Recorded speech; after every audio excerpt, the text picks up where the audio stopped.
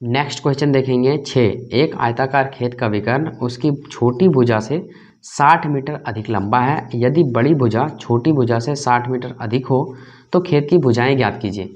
हमने आपको पहले कहा है इस टाइप के लैंग्वेज वाले प्रश्न को अगर आपको हल करना है तो आप अंत से शुरू करेंगे। यहाँ क्या बोला गया है कि भुजाएं ज्ञात कीजिए, तो एक खेत की कितनी भुजाएं होंगी? 4 भुजाएं होंगी। अब क्वेश्चंस में आप ये देखो कि कौन सा भुजा से हमें स्टार्ट करने के लिए बोला है। तो यहाँ पे बोला है विकर्ण जो है उसकी छोटी भुजा से 60 मीटर अधिक लंबा है और बड़ी भुजा छोटी भुजा से 30 मीटर अधिक है। अब हमें छोटी भुजा ही मालूम नहीं है तो यहाँ पे हम क्या करेंगे, मान लेंगे। यहाँ पे हम लिखेंगे माना छोटी भुजा की लंबाई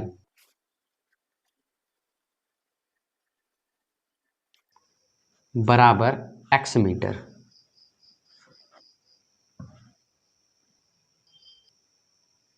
ओके, अब यहाँ पे बोला है जो उसका विकर्ण है 60 मीटर अधिक लंबा है और बड़ी भुजा छोटी भुजा से 30 मीटर अधिक है। तो यहाँ पे देख लो छोटी भुजा से 30 मीटर अधिक कौन सी? बड़ी भुजा। तो यहाँ पे हम लिखेंगे इसीलिए बड़ी भुजा की लंबाई बराबर 30 मीटर अधिक है, इसलिए हम लिखेंगे x प्लस 30। ओके, यहाँ पे हो जाएगा मीटर। अच्छा, इसमें विकर्ण के बारे में भी उल्लेख है कि आयताकार खेत का जो विकर्ण है उसकी छोटी भुजा से 60 मीटर अधिक लंबा है। तो छोटी भुजा ये है तो हम यहाँ पे लिखेंगे इसीलिए विकर्ण की लंबाई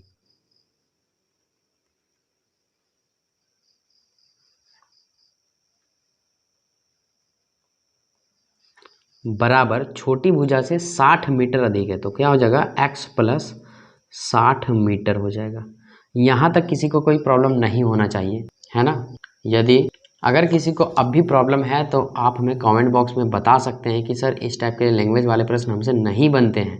मैं कोशिश करूंगा कि और बेसिक से बताने का, ठीक है। लेकिन मैं आपको बताता हूं कि यह बेसिक आपको कहीं देखने को नहीं मिलेगी। तो इतना हो गया क्लियर। अब एक चीज़ आप ध्यान देंगे तो डायग्राम के हिसाब से आप समझ पाएंगे। तो चलिए सबसे पहले हम डायग्राम को बना लेते हैं। और डायग्राम के लिए आपको ज़रूरत पड़ेगी एक छोटी सी स्केल की। तो हमने यहाँ पे एक छोटा सा स्केल ले लिया है। उसके बाद आप जानते हैं कि जो आयत होता है उसकी लंबाई ज़्यादा और चौड़ाई कम होती है। जी सर, बिल्कुल जानते हैं। ओके, अब यहाँ पे हम ये जो हम बना रहे हैं ये खेत बना रहे हैं, आयताकार खेत बन के हो चुका है रेडी। अब इस पे एक विकर्ण है तो हम एक इस पे विकर्ण भी डाल देते हैं। तो ये हो गया विकर्ण। इसका कुछ अगर नाम देना चाहते हैं तो नाम भी दे सकते हैं A, B, C और D। अब अगर आप देखेंगे तो आप क्या करेंगे, अगर इसको हम ढक देंगे तो यहाँ पर देखिए एक समकोण त्रिभुज बन रहा है। ओके, और समकोण त्रिभुज में पाइथागोरस का सूत्र लगता है, इसे आप ध्यान में रखेंगे। तो यहाँ छोटी भुजा की लंबाई कितनी है? x metre. तो क्या हम यहाँ पे x मीटर नहीं बिठा सकते हैं? बिल्कुल बिठा सकते हैं। इसकी जो लंबाई है वो x मीटर है। फिर बड़ी भुजा की लंबाई कितनी? x प्लस 30 मीटर है। तो क्या हम यहाँ पे x प्लस 30 मीटर नहीं लिख सकते हैं? बिल्कुल लिख सकते हैं, मीटर और यहाँ पर भी मीटर। अब उसके बाद देखिए ये जो विकर्ण की लंबाई है वो x प्लस 60 मीटर है। तो क्या यहाँ पे हम x प्लस 60 नहीं लिख सकते हैं? बिल्कुल लिख सकते हैं। ओके, अब आप एक चीज़ नोटिस करेंगे तो यहाँ पे देख लीजिए समकोण त्रिभुज बन रहे हैं। अगर हम पाइथागोरस का सूत्र लगाएंगे तो क्या x का मान नहीं निकलेगा? बिल्कुल निकलेगा। तो यहाँ पे हम पाइथागोरस को ही आजमाएंगे और पाइथागोरस का ही सूत्र लगाएंगे और उसी के माध्यम से ये क्वेश्चंस भी बनेगा। तो यहाँ पे हम लिखेंगे हम जानते हैं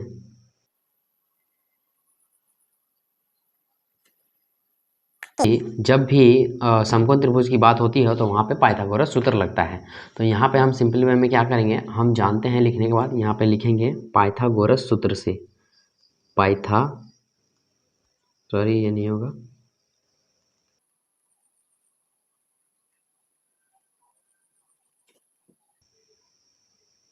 और पाइथागोरस सूत्र क्या होता है हम जानते हैं। पाइथागोरस सूत्र होता है कर्ण बराबर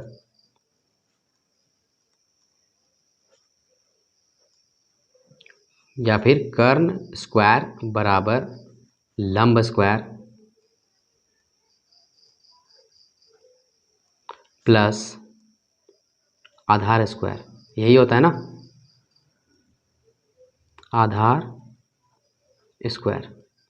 चलिए, ये होता है पाइथागोरस का फॉर्मूला। ओके, अब देखिए कर्ण, इसे हम लोग कर्ण बोलते हैं। ये जो डायगोनल आप दिख रहे हैं, ये विकर्ण को हम लोग कर्ण बोलते हैं। किसमें? समकोण त्रिभुज में।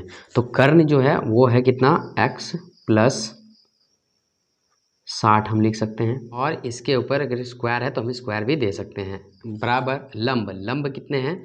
तो लंब हम लोग जो खड़ाई होता है उसे लंब कहते हैं। तो यहाँ पे x है तो हम लोग x स्क्वायर प्लस का प्लस आधार, आधार कितने हैं? x प्लस 30 है तो यहाँ पे हम x प्लस 30 लिखेंगे और स्क्वायर दे देंगे। अब सिंपल वे में क्या करेंगे, गणित की भाषा में इसे हम हल कर देंगे। तो यहाँ पर अगर आप देख रहे हैं तो a प्लस बी का होल स्क्वायर बन रहा है, और हम सब जानते हैं कि a प्लस बी का होल स्क्वायर का फॉर्मूला क्या होता है? A square plus 2ab plus B square होता है। ओके, तो यहाँ पे a की जगह पे x है और b की जगह पे 60 है, तो यहाँ पर भी हम a की जगह पे x रखेंगे और b की जगह पे 60 रखेंगे। तो यहाँ पे आप देख रहे हैं, यहाँ पे a square plus 2ab। Okay, तो यहाँ पे 2 का 2 तो रहेगा ही, और ab, तो यहाँ पे देख लीजिए क्या हो जाएगा, 2 इंटू ए इंटू बी, 60 हो जाएगा। ओके, तो यहाँ पे हम डायरेक्ट लिख देते हैं 120x। ओके, तो यहाँ पे 2ab की जगह पे क्या हो जाएगा, 120x हो जाएगा। ठीक, कैसे आया हमने आपको बता दिया। एक बार और समझ लीजिए, क्या लिखेंगे, ए स्क्वायर, तो ए स्क्वायर का ए स्क्वायर प्लस 2a, ए की जगह पे क्या है, x है, बी की जगह पे क्या है, 60 है।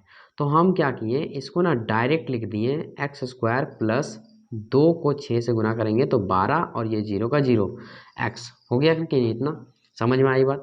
2ab प्लस बी स्क्वायर यानी कि 60 का स्क्वायर, तो 60 का स्क्वायर मतलब 60 गुना 60, तो 6 छक कितने हो गए, 36, और 2 0 कितने आ गए, 3600 आ गए। तो यहाँ पे हम लिखेंगे क्या, 3600। ओके, अब बराबर का बराबर, और यहाँ पे एक्स स्क्वायर के बदले पे एक्स स्क्वायर आ जाएगा, फिर हम प्लस का प्लस देंगे, और यहाँ पे फिर से यही फार्मूला का प्रयोग करना है, ए प्लस बी का होल स्क्वायर का। तो यहाँ पे ए की जगह पे क्या है, एक्स है, और बी की जगह पे क्या है, 30 है।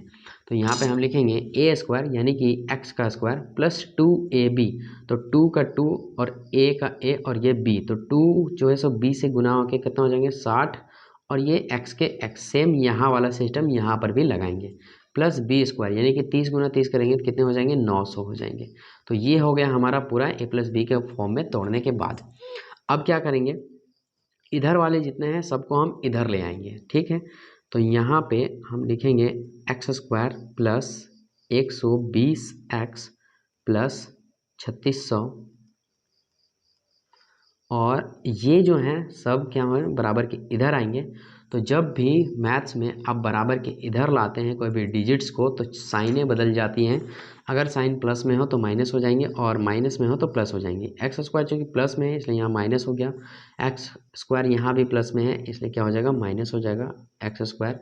उसके बाद यहाँ पे प्लस, और ये 60 एक्स जो है प्लस में है तो यहाँ पे माइनस में हो जाएगा, और फिर 900 भी माइनस में हो जाएगा। बराबर के इधर कुछ नहीं बचेगा, मतलब क्या बचेगा, 0। नेक्स्ट स्टेप में हम देखेंगे क्या, कि ये एक्स स्क्वायर से ये एक्स स्क्वायर कट जाते हैं। उसके बाद यहाँ पे है 120x और यहाँ पे है 60x। तो देखिए ये 20x और ये 60x, 120x में 60x चला जाएगा तो ओनली 60x बचेगा। अब चूंकि इसका काम हो चुका है ख़त्म, अब हम देखेंगे कौन सा बचा है, और एक्स स्क्वायर और ये एक्स स्क्वायर का काम ख़त्म हो चुका है। यहाँ पे बचा है ओनली एक्स स्क्वायर, वो भी किस में, माइनस में, तो यहाँ हम लिखेंगे माइनस एक्स स्क्वायर। उसके बाद इसका भी काम हो चुका है ख़त्म, बच क्या जाते हैं, यहाँ 3600 बच जाते हैं, यहाँ 900। 3600 प्लस में है और 900 माइनस में है, तो 3600 में 900 जाने के बाद कितने बचेंगे, प्लस 2700 बचेंगे, और बराबर में 0 के 0 बचेंगे। अब चूंकि इनका भी काम हो चुका है ख़त्म, मतलब ये पूरा लाइन का काम ख़त्म हो चुका है, हम बढ़ चुके हैं नेक्स्ट लाइन पे। अभी भी देखिए ये जो है ना, अभी भी ये सजा हुआ नहीं है, हमें इसे सजाना होगा क्योंकि द्विघात का जो रूप है इसने अभी तक नहीं लिया है। तो यहाँ पे द्विघात का रूल कहता है एक्स स्क्वायर वाले को पहले रखेंगे, फिर एक्स वाले को रखेंगे, और फिर डिजिट्स रखेंगे।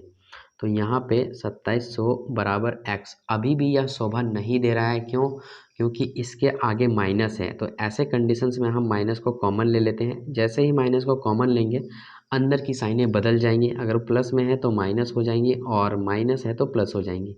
क्योंकि यहाँ पे सब जगह माइनस था इसलिए हमने यहाँ पे प्लस कर दिया। बराबर में 0, एक और स्टेप देंगे उसके बाद ये लीनियर इक्वेशन के फॉर्म में बदल जाएगा। -60x माइनस 2700 और बराबर में क्या हो जाएगा 0। हमने आपको क्वेश्चन नंबर 4 में बताया था कि ये माइनस कहाँ गायब हो जाता है, तो बराबर के नीचे 0 आने के बाद, बराबर के उधर जाने के बाद 0 के नीचे बटा में आ जाता है और ये भागा होकर के 0 बन जाता है। तो फाइनली यहाँ पे हमारा लीनियर इक्वेशन आ चुका है। उसके बाद हम इसको क्या करेंगे, हल करेंगे और कॉमन विधि से इसका हल निकालेंगे। तो आइए हम इसका कॉमन विधि से भी हल निकाल देते हैं। हाँ, आप इसे द्विघातीय सूत्र में बिठा के निकाल सकते हैं, उसमें भी आ जाएगा आंसर। लेकिन चूंकि बुक में नहीं बोला है कि कोई स्पेशल विधि से निकालें, तो हम यहाँ पे जो भी विधि हमें आसान लगेगी हम उस विधि से निकालेंगे। हमें कॉमन विधि सबसे आसान लगती है, इसीलिए यहाँ पे हम लिखेंगे इसीलिए x² माइनस 60x माइनस 2700। अब देखिए कॉमन विधि यानी कि गुणनखंडन विधि क्या होती है। करना क्या होता है, इस बीच वाले पोर्शन को तोड़ना होता है। हमने पिछले वीडियोज़ में भी आपको बताया है।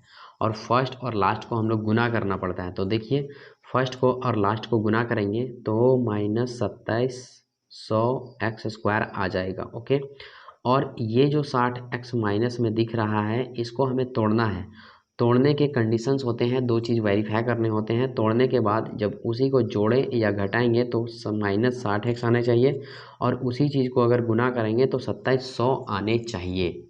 तो देखिए इस 60 को हम कैसे तोड़ सकते हैं, तो 90x -90x प्लस 30x में तोड़ सकते हैं, हाँ या ना। तो देखिए जोड़िए या घटाइए, मतलब 90 में 30 जाएगा तो -60 आ जाएगा। ये जोड़ने घटाने पर एक कंडीशन फॉलो कर गया। अब हम देखते हैं इसी को गुना करवा के कि -2700x² आता है कि नहीं। तो माइनस और प्लस को गुना कराएंगे तो माइनस आ जाएगा, 9 को 3 से गुना करेंगे 9 तिया 27 आ जाएगा और एक जीरो यहाँ वाला और दूसरा जीरो यहाँ वाला, 2 जीरो 2700 आ गया। और फिर x और x को गुना करेंगे तो x² आ गया। इसका मतलब कि दोनों कंडीशंस यहाँ पे फॉलो कर रहे हैं, इसीलिए हम इसको तोड़ सकते हैं 60x को 90 -90x प्लस 30x में। तो यहाँ पे x² का हम ज्यों का त्यों लिखेंगे। उसके बाद यहाँ पे 60x को दो भाषा में यानी कि 90x और प्लस 30x में हम लिखेंगे। उसके बाद -2700 का -2700 ही लिखेंगे और बराबर में कुछ नहीं, मतलब इसका क्या 0। अब यहाँ से हम क्या करेंगे, कॉमन लेने की विधि स्टार्ट करेंगे। देखिए पूरा समीकरण दो भागों में बंट चुका है। यहाँ पे हम कॉमन उसी को लेते हैं जो दोनों में हो। तो x इसमें भी है और x इसमें भी है, तो x हमने कॉमन ले लिया। 2 ठो x था, एक बाहर, एक ठो x बाहर हो गया। अंदर में क्या बचेगा 90, ओनली 90 बचेगा क्योंकि यहाँ पे 90 के साथ x था वो चला गया है बाहर। अब आइए इस वाले कंडीशन में, तो इस वाले कंडीशन में क्या होगा, हम यहाँ पे 30 कॉमन ले लेंगे क्योंकि x इसमें है लेकिन x इसमें नहीं है। सर इसमें 30 दिख रहा है, इसमें 30 दिख रहा है, जी सर इसमें भी 30 दिख रहा है क्योंकि 2700 में 30 का पहाड़ा पढ़ेंगे तो 2700 जरूर आएगा। अब यहाँ पे हम क्या करेंगे, 30 को ले लेंगे कॉमन। 30 को जैसे ही कॉमन लेंगे तो अंदर में x बचेगा और माइनस यहाँ पे बच जाएगा 90। क्यों, क्योंकि देखो इसको इससे मल्टीपल करेंगे तो 30x आ जाएगा और 30 को फिर 9 से मल्टीपल करेंगे तो 2700 आ जाएगा। इस बात को आपको बखूबी ध्यान रखना है। कॉमन लेने के बाद आपको दो चीज़ ध्यान रखना है कि इसको मल्टीपल करेंगे वापस से फिर वही आएगा, इसको मल्टीपल करेंगे वापस से फिर यही आएगा, पहला। और दूसरा ये ध्यान रखना है, ये जो घर में आपको दिख रहा है ना ये सेम होंगी, ये अलग नहीं होंगी। अगर ये अलग है इसका मतलब ये कॉमन आपका गलत है। अब यहाँ के बाद से एक अंदर वाला लिखेंगे एक बाहर वाला लिखेंगे। तो अंदर वाला और बाहर वाला क्यों लिखते हैं एक, और क्यों हम लिखते हैं इसका वाला एक, क्योंकि अंदर में एक ही चीज़ें हैं। अब एक अंदर वाला क्या हो जाएगा, x माइनस 90 हो जाएगा, बराबर में क्या हो जाएगा 0। यहाँ के बाद हम लिखेंगे, अब हम इसे अलग कर देंगे क्योंकि इसके बराबर में भी 0 है, इसके बराबर में भी 0 है। तो यहाँ हम लिखेंगे x प्लस 30 बराबर 0 व x माइनस 90 बराबर 0। इसीलिए x बराबर यहाँ पे कुछ क्या हो जाएगा -30 हो जाएगा व यहाँ पे x बराबर क्या हो जाएगा प्लस का 90 हो जाएगा। ओके, तो यहाँ पे हम लिखेंगे चूँकि खेत की जो लंबाई व चौड़ाई है वो ऋणात्मक नहीं हो सकती है, इसीलिए खेत की छोटी भुजा की लंबाई तो खेत की छोटी भुजा की लंबाई हमने x माना था शुरुआत में, और यहाँ पे x का जो मान निकला है वो कितना निकला 90। हमने शुरुआत में कितना माना था x, और यहाँ निकला कितना है 90। तो यहाँ पे छोटी भुजा की लंबाई कितनी हो जाएगी 90 हो जाएगी। ठीक है, अब यहाँ पे बड़ी भुजा यानी कि लंबाई की बात करें, खेत की बड़ी भुजा की लंबाई, खेत की बड़ी भुजा की लंबाई की बात करें तो वो कितना हो जाएगा उसे भी हम देख लेते हैं। तो बड़ी भुजा क्या है, बड़ी भुजा में x + 30 है, मतलब यहाँ पे क्या हो जाएगा 90 + 30। ओके, तो यहाँ पे कितने आ जाएंगे 120 आ जाएंगे, सॉरी 90 + 30 120 मीटर। ओके, तो ये हो गए आपके फाइनली आंसर, और यहीं पे होता है ये वीडियो समाप्त। आशा करते हैं आपको यहाँ तक समझ आया होगा। अगर समझ आया है तो वीडियो को लाइक कर दिए, चैनल पे नए हैं तो सब्सक्राइब कर दीजिए। इस तरह के रेगुलरिटी वीडियो आपको मिलते रहते हैं। एक चीज़ और आप नोट करें, अगर आपके पास इसका PDF नहीं है और इसे आप डाउनलोड करना चाहते हैं तो डिस्क्रिप्शन में इसका हम लिंक दे देंगे, आप वहां से इसे डाउनलोड कर सकते हैं और अपने फ़ोन के गूगल ड्राइव में सेव भी कर सकते हैं। पहला, दूसरा ये, अगर आप व्हाट्सएप के ग्रुप से नहीं जुड़े हुए हैं तो डिस्क्रिप्शन में उसका भी लिंक है, आप वहां पे जाइए और डिस्क्रिप्शन में जाके व्हाट्सएप के ग्रुप से जुड़िए। इससे ये आपको फ़ायदा होगा कि आप डायरेक्टली फ्री ऑनलाइन एकेडमी की टीम से अपने डाउट्स और क्वेश्चंस को पूछ सकते हैं और जल्दी से क्लियर कर सकते हैं। तो चलिए मिलते हैं अगले वीडियो में, तब तक के लिए जय हिंद जय भारत।